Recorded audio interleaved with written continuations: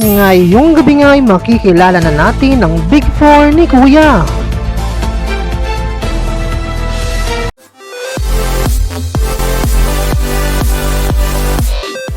Sa mga natitirang housemates sa bahay ni Kuya, sino sa kanila ang magiging bahagi ng Big 4?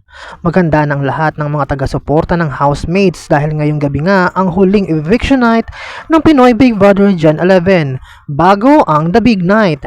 Dahil ayon nga sa latest tally of votes ay sobrang dikit nga ng labanan. Samantala may haka-haka nga ang mga netizens na si JM daw ang huling lalabas at mabibigong makapasok sa Big 4? Magkatotoo kaya ito o isa? Kinakulit, Kai, Rain at Fiang ang lalabas na ng bahay ni Kuya. Tutok na dahil malapit na nga nating makilala ang Big 4. Ikaw, sino ang Big 4 mo sa Pinoy Big Brother Gen 11? For more videos, just don't forget to like, share, and comment, and don't forget to subscribe!